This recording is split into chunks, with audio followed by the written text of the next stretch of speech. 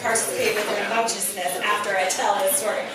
So, when I was 12 years old, my parents sent me off with a troupe of modern dancers, completely unchaperoned.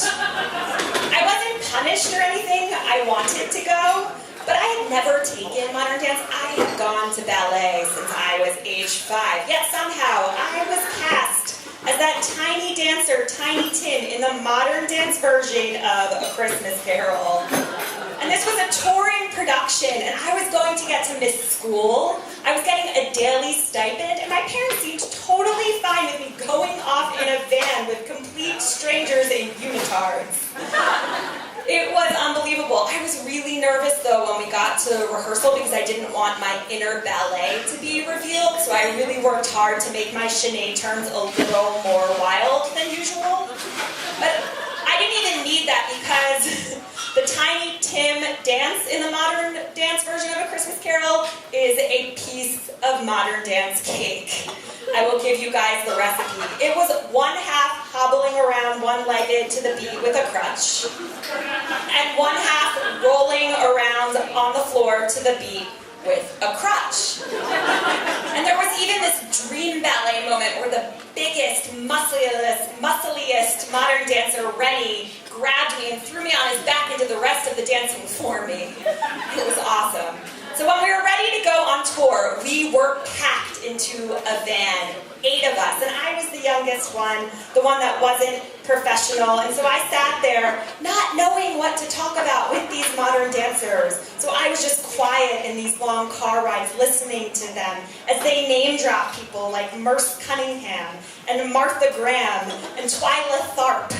But they were just saying Martha, Merce, Twyla. So I thought that they were just talking about their best friends, but really they were talking about their modern dance dreams.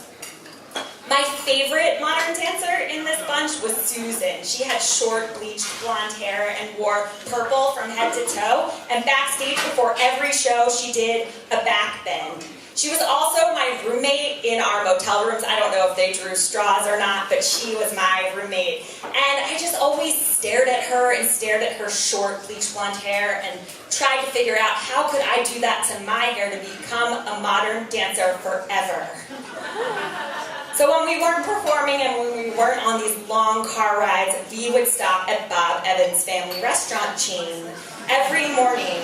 And all of the modern dancers would drink coffee, and I ordered hot chocolate, and they had the best hot chocolate. And even though we got a daily stipend, they somehow paid for our meals. So I used my money to buy cassette tapes at rest stops. And I had recently put aside my old music, which was Mariah Carey and Janet Jackson, for this new, cooler music that I had heard about, like Hole and Smashing Pumpkins. So I would buy these cassette tapes on the road, and I would squeeze them all on display next to me as I sat in the van so everyone could see what I was listening to.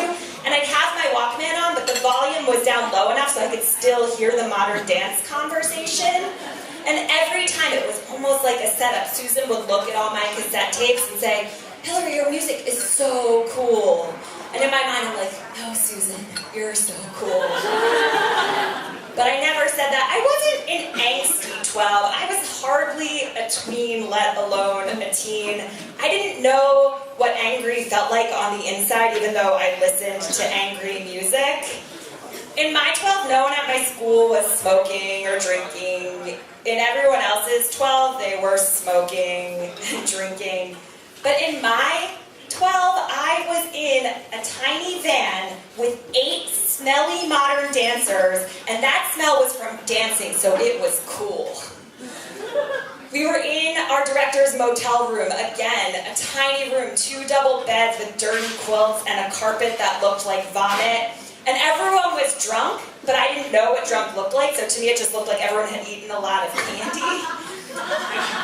And drunk modern dancers, they hardly wear any clothes. They roll around on the floor and twist their bodies into one, and then they get up and they leap and they jump and they fall and they laugh about it.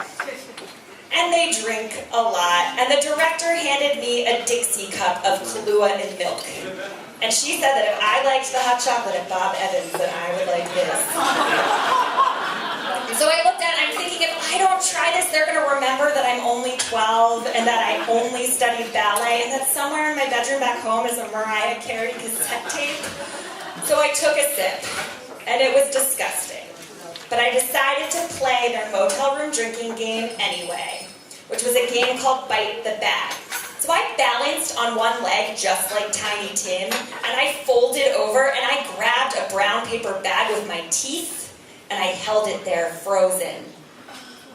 And everyone was staring, and everyone started laughing. First Susan, and then the big dreadlocked modern dancer, and the director, and then I started laughing, and I fell down, and I got to roll around and jump and leap with my modern dancer friends in this hotel room. And that is my story.